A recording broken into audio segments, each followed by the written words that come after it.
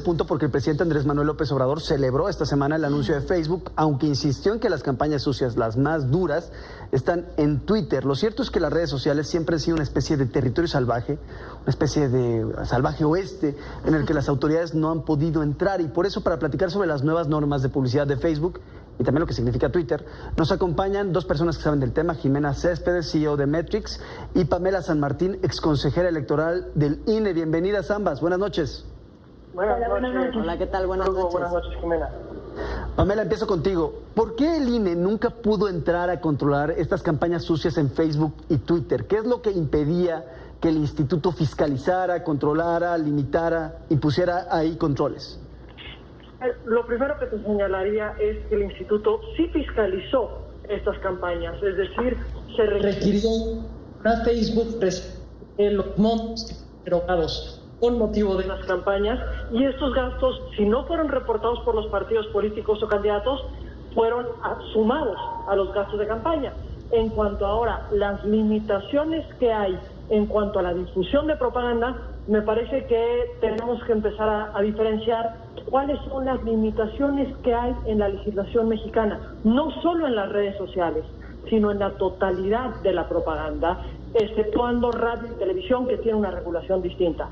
Hay prohibiciones específicas, como lo es el incorporar propaganda que contenga calumnias, pero la regla general de la propaganda en cualquier medio es la libertad de poder publicar la información que se considere, haciendo la mayor de las críticas, del mayor de los cuestionamientos, pero también la posibilidad de, digamos, los demás contendientes dar respuesta a estos señalamientos.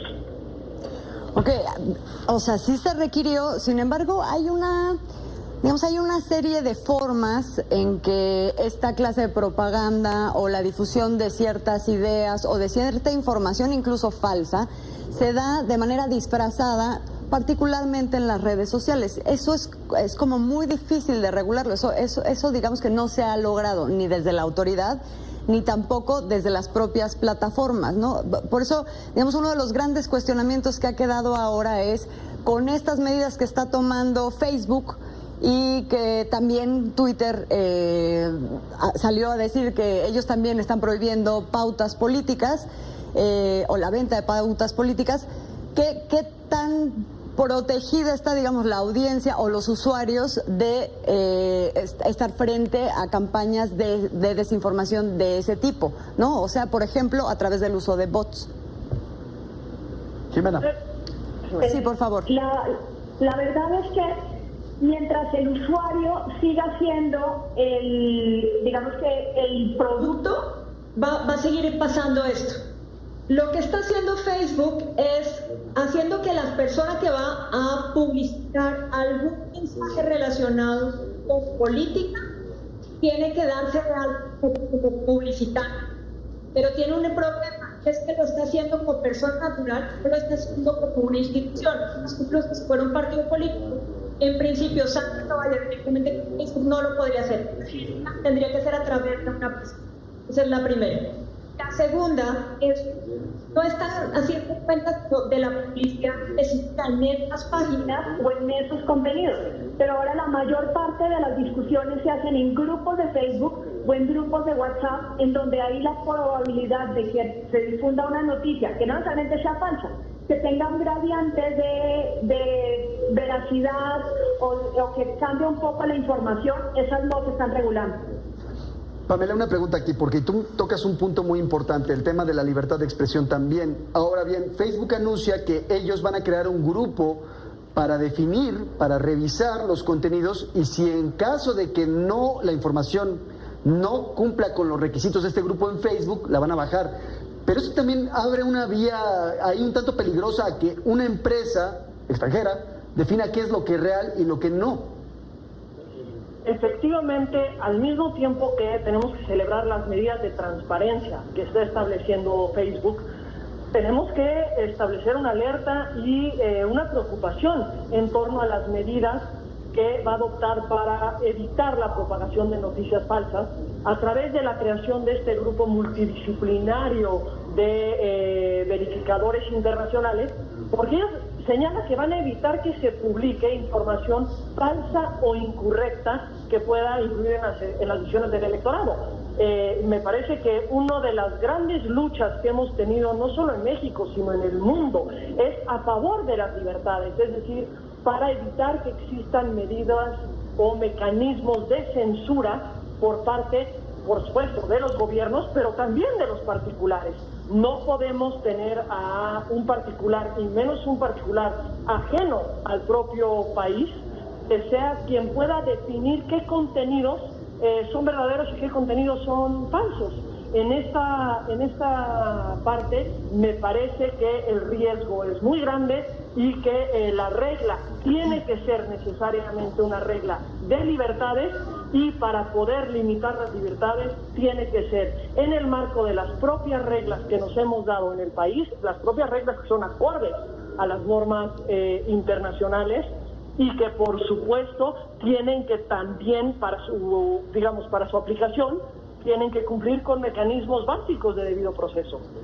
Claro, ahora yo preguntaría, sin duda es un reto, ¿no? Es un reto quién establece y bajo qué criterios se establece, pero lo cierto es que por otro lado también está demostrado que las campañas de desinformación normalmente, o mucho ha sucedido, que van aparejadas con campañas de odio y de acoso en las redes sociales. Eso, ¿cómo entonces, o sea, desde dónde tendría que venir la presión o los criterios de regulación para poder proteger, digamos, a los usuarios de una cosa como esa? Tendría que venir de dos vías. Tiene que venir desde el punto de vista de los usuarios, o sea, los usuarios tendrían que tener la capacidad de quitar más anuncios y más publicidad. Eso dejaría de sesgar bastante la información. Y la otra es con verificados específicos, o sea, no tiene que ser de la red social, tendría que haber un grupo interdisciplinario de personas que estén todo el tiempo revisando las redes. En cierta forma, se hizo en la campaña del 2018, tendría que promoverse incluso desde instituciones privadas y de gobierno que pudieran trabajar en conjunto, que eso es lo que no está pasando, le están dejando a la red social la responsabilidad. Siento que la responsabilidad tendría que ser de la sociedad en general. Pamela, Jimena, nos quedan 2 minutos. Les pediría una conclusión de 1 minuto a cada una de ustedes respecto a este tema. Es decir, hay también un punto que queda ahí al aire, es decir, si las redes sociales representan o no un peligro para los sistemas democráticos. Es un debate que se ha dado en todo Occidente. Yo les pediría, hay una reflexión final sobre esto y sobre, al final de cuentas, si este anuncio que hace Facebook tiene un tinte positivo al final de cuentas. Me parece que, sin duda, el anuncio que hace Facebook tiene un tinte absolutamente positivo en lo que tiene que ver con las medidas de transparencia, porque vamos a poder identificar quién compra, cuánto compra, a quién le dirige los mensajes, y digamos, esta va a ser una información que va a poder estar disponible incluso durante 7 años. Creo que este es un punto fundamental que es absolutamente positivo. Ahora, en cuanto al establecimiento de posibles mecanismos de censura, eso nos tiene que preocupar. Eso no tiene, me parece, un tinte positivo para ningún sistema democrático, porque las libertades son la base de los sistemas democráticos. Y tampoco podemos partir del punto de una regulación sobre los mensajes de las redes que va por encima de la regulación que tenemos en cualquier mecanismo o cualquier medio de comunicación, en el que la base y el principio a tutelar es precisamente tanto el dar la mayor información posible con la mayor pluralidad posible, como las mayores libertades a todas y a todos. Jimena.